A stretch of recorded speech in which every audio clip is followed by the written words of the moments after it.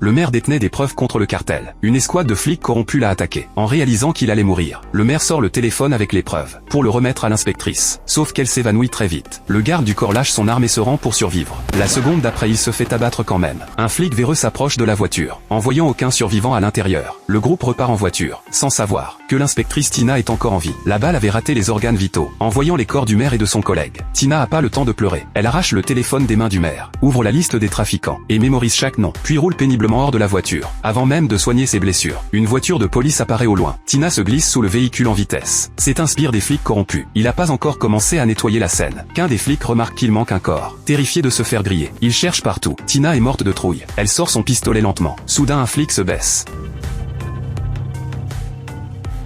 Tina lui fait signe de se taire. Le type se relève et crie direct. Tina lui tire dans la jambe, en voyant leur pote blessé. Les autres se planquent derrière des obstacles. Tina en profite pour sortir de sous la voiture, saute la barrière et fonce dans la forêt. Les flics tirent dans tous les sens en la poursuivant. Très vite, Tina prend une balle dans l'épaule. Elle courait trop vite, et dévale la pente. Par chance, elle atterrit derrière un gros rocher. Les flics la repèrent pas. Quand Tina se réveille, une jeune fille l'a ramenée chez elle, et lui a même retiré les balles du corps. Tina récupère un peu de force, pour pas mettre la famille en danger. Elle demande à la fille de l'emmener ailleurs. À peine partie depuis quelques minutes, le chef des flics corrompu est déjà là, et trouve les vêtements de Tina. Le père et la mère de la fille refusent de parler malgré les menaces. Les flics les tuent. La fille partie avec Tina remarque un truc bizarre. De la fumée noire monte de chez elle. Elle court jusqu'à la maison. Ce qu'elle voit la détruit. Tina derrière, elle repère un cigare au sol. Elle comprend direct que c'est les flics, et jure de venger la famille de la fille. La fille emmène Tina dans un ancien bunker, rempli d'ossements de la Seconde Guerre mondiale. Elle trouve des munitions et un fusil. Le moment de la vengeance de Tina est arrivé. Les flics se reposent au bord de la rivière, sans savoir que la mort approche.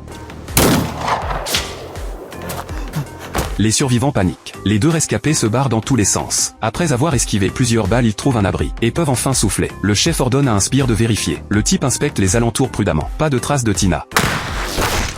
En voyant tous ces hommes tomber, le chef rampe sur le sol. Une fois assez loin, il se relève et sprint. Mais Tina l'attend juste devant. Face au canon braqué sur lui, le chef tente le tout pour le tout. Il fonce sur Tina avec son couteau. Il essaie de frapper une deuxième fois. Tina réagit au quart de tour, attrape le fusil et bloque le coup fatal, puis le repousse avec peine. Le chef la met au sol à nouveau, et l'étrangle. Au moment où Tina va lâcher, un couteau se plante dans le cou du chef. La fille sauve Tina, et venge sa famille en même temps. La fille guide Tina hors de la forêt. Tina retrouve la route. Une mission encore plus dure l'attend.